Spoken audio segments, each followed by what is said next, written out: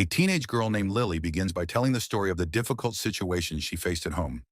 After reaching her limit, Lily finally decides to run away. She escapes into the forest with her boyfriend Neil. But not long after leaving, Lily starts feeling guilty about leaving her mother behind and wants to call her. Before she can do it, Neil takes her phone and keeps it, telling her to calm down first. After that, Neil gets closer to Lily, even though she clearly looks uncomfortable. He only stops when he notices marks on her body. Neil is shocked because Lily has never told him about the situation she had been dealing with at home, especially when things got out of control. Later, Lily and Neil continue deeper into the forest and decide to spend the night there. Neil asks Lily to set up the tent while he goes to look for water and firewood. But after waiting for hours with no sign of Neil, Lily starts to panic. No. Neil! She is alone in the middle of the forest, and her phone is still with him. In the end, Lily is forced to spend the night there by herself, while Neil never returns. The next day, Lily decides to search for Neil. She walks deeper into the forest, but suddenly hears the sound of wolves howling. Terrified, she runs without knowing where she is going. Luckily, Lily spots a house standing in the middle of the woods. Desperate for help, she rushes to the house and knocks on the door. A moment later, an old man opens it and lets her inside. Hi. But the man acts as if Lily's arrival is not strange at all. He immediately tells her to take a shower, which makes Lily suspicious. She quickly tries to leave, but the man follows her and stands in her way. Because of her past, Lily becomes overwhelmed and unsure how to respond, eventually doing as she is told. The strange thing is, the man raises his voice at Lily, yet at the same time treats her like a father who deeply cares for his daughter. When Lily continues to resist, he brings her to a lower level of the house and keeps her there, hoping she will reflect on her actions. From that moment on, Lily is no longer able to leave. This is Captive. Of course, this only makes Lily more convinced that something is not right about the man. Her fear grows even stronger when she finds newspaper clippings about missing people attached to the wall. Lily then starts looking around for something she might use to help herself and finds a tool inside a toolbox. But just as she is about to take it, the man suddenly appears. He tries to apologize for earlier and wants to bring her upstairs. However, after realizing that Lily has gone through his belongings, his tone changes, and he decides to keep her there longer, securing the door with a digital lock. Not long after, the man brings dinner for Lily. Once again, he apologizes for leaving her alone, and this time, he speaks in a softer and more sincere way. But Lily is already overwhelmed and keeps crying, so she refuses to accept it. Suddenly, the man loses control for a moment, raising his voice and throwing the plate aside. You just do as I say! When Lily reacts in fear, the man quickly apologizes again. Then, in a very strange turn, he orders Lily to exercise on the treadmill and leaves her there. The next morning, the man is sitting outside on the terrace, reading a newspaper. The headline shows 2 missing teenagers, along with photos of Neil and Lily, but he does not seem interested in it at all. He casually sets the newspaper aside and walks off to check on Lily, who keeps making noise from the basement. He then tells Lily that she should be resting because it is Sunday, and she needs to continue her training the next day if she wants to win a competition. After that, he leaves her alone again. That night, Lily starts thinking about her abusive father once more. But in the middle of her fear and uncertainty, she hears the soft sound of piano music coming from upstairs. The melody slowly calms her down. After finishing, the man brings her a soft mattress so she can rest more comfortably, and even gives her a doll to keep her company. The next day, the man lays out a carpet and asks Lily to lie down. At first, she feels uneasy and unsure of what might happen, but instead, he simply guides her through a basic exercise while supporting her legs. Lily struggles since she is not used to it, but the man keeps encouraging her. At one point, she notices a possible chance to get away and reacts suddenly. Lazy ass! The man stumbles back, but surprisingly, he does not respond with force. Instead, he calmly tells her that if she continues the exercise properly, he will bring her upstairs and prepare a proper meal for her. Lily starts to think this might be her way out, so she considers following his instructions. After finishing the sit-ups, the man keeps his promise. He brings Lily upstairs and serves her a proper dinner. He even looks happy and treats her in a very special way. Before eating, he refers to her as Catherine, as if that is who she really is. At that moment, Lily begins to realize that the man has been seeing her not as a stranger, but as his own daughter. Well, go ahead and eat. Catherine, do not throw food on the floor. Just get back to the basement. Go, get out of here. I don't want to see you. The next day, after the man tells Lily to change clothes and continue her usual training on the treadmill, someone knocks on the door. The visitor turns out to be Jeff, the man's younger brother. Jeff comes to check on him and quickly notices something unusual. His brother seems unusually cheerful. Jeff grows concerned and asks whether he is still taking his medication regularly, but the man casually admits that he has stopped taking it because he feels completely fine, and even claims that Catherine has already returned home. Jeff does not take that statement seriously. He brushes it off, says his goodbye, and leaves. Not long after, Lily is finally allowed out of the basement and moves into Catherine's bedroom. As long as she follows the man's wishes, she is treated kindly, almost like a real daughter. She is no longer locked away and is free to wear anything from Catherine's wardrobe. While exploring the room, Lily finds a photo of Catherine and learns that she used to be a track athlete at school. She also discovers Catherine's diary hidden under the bed and plans to read it later. Even so, Lily has not given up on escaping.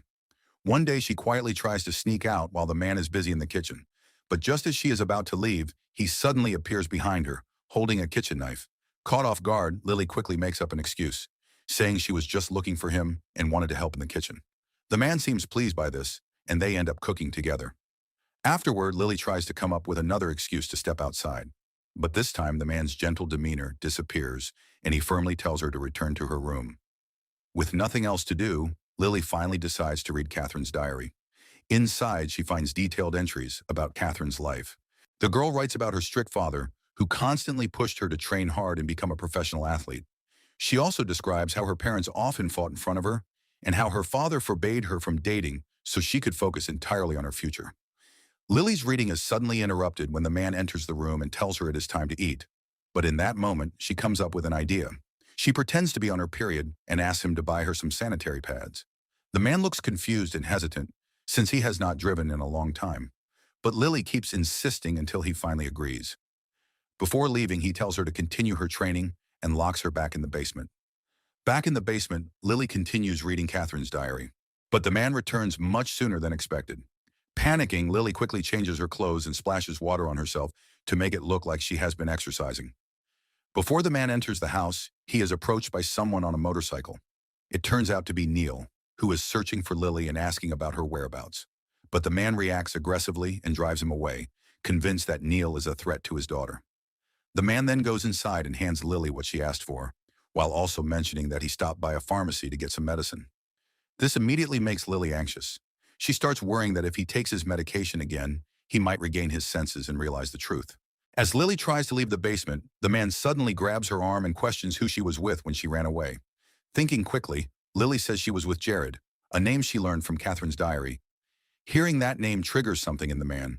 His mood shifts instantly, and he angrily orders Lily to measure her height against the wall. Since Catherine is taller, Lily has to stand on her toes to avoid suspicion.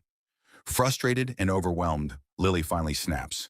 She lashes out and attacks him, hitting him repeatedly. Waste of freaking time.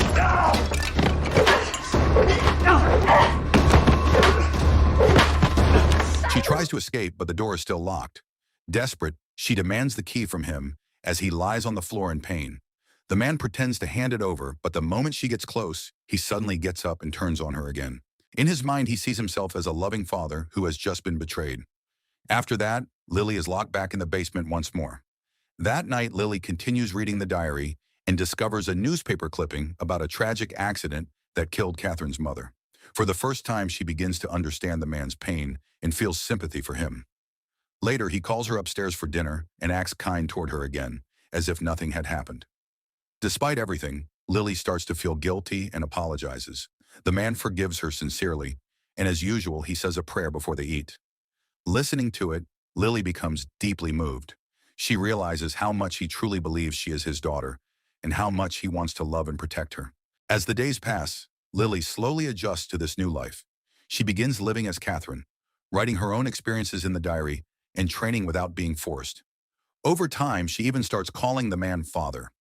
Eventually, she is allowed to run around outside the house. One day, she sees an opportunity to escape and sprints through the forest as fast as she can. But she soon realizes that the entire property is surrounded by fences, chains, and locked gates. The man chases after her and corners her as she tries to break a lock with a large stone. Lily ends up injuring her ankle. After the incident, the man takes care of Lily with genuine love and attention. He treats her injuries carefully, and his kindness slowly softens her. Lily feels touched and promises that once she recovers, she will train even harder.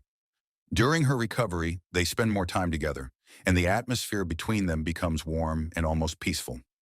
Lily throws herself into training and eventually surpasses Catherine's records in both running and sit-ups. As time goes on, the bond between them grows stronger. One day, the man tells Lily that her birthday is coming soon and asks what she would like as a gift. Lily says she will be happy with anything.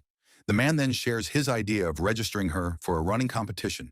Lily becomes excited and, in that moment, treats him like a real father. She even takes a selfie with him, capturing what feels like a genuine father and daughter moment. Before she goes to sleep, he shows affection in a gentle, caring way, and Lily feels truly safe and happy in that house. The next day, the man surprises Lily with a birthday gift and tells her he is going into town to buy a cake. The gift turns out to be a phone. As soon as she gets it, Lily quickly saves Neil's number, planning to call him and ask for help. Not long after, she leaves the house and runs off, trying to escape once again. Meanwhile, the man returns home and finds someone standing at his front door. It is the real Catherine, who has been gone for years. But the man reacts as if nothing is unusual, treating her the same way he has been treating Lily, as if she is the daughter who has already been living with him. Catherine enters the house and goes to her room. She immediately feels that something is off, as if someone else has been living there. When she checks her diary and reads through the latest entries, she is shocked to discover that someone has continued writing in it, pouring out their own thoughts and experiences. Then suddenly, Lily appears in the room, acting very differently. She now fully sees herself as Catherine and explains that she has been living there in her place. She has been sleeping in her bed, wearing her clothes, and even surpassing her achievements. Catherine becomes frightened and overwhelmed, unable to understand what is happening. But instead of backing down, Lily grows frustrated. She confronts Catherine about leaving her father for years after their mother's death. She believes that she has been the one filling that empty space, giving him the attention he needed. Lily cannot accept Catherine's decision to walk away from someone who, in her eyes, still cared deeply. She compares it to her own life, where things had never felt right at home. In the middle of that emotional confrontation, the situation suddenly takes a tragic turn. Catherine collapses, leaving Lily in shock. Overwhelmed by what has just happened, Lily still makes a firm decision. She will take Catherine's place completely. Later, the man calls for her to celebrate the birthday, but instead of staying, Lily asks him to go out with her. Inside the car, she quietly deletes Neil's contact from her phone. At that moment, she fully lets go of her past and chooses to live as Catherine forever.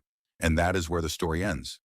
So the moral of the story is, if a creepy stranger calls you his daughter, maybe don't correct him too hard, because you might accidentally get adopted, promoted to athlete, and permanently lose your original identity.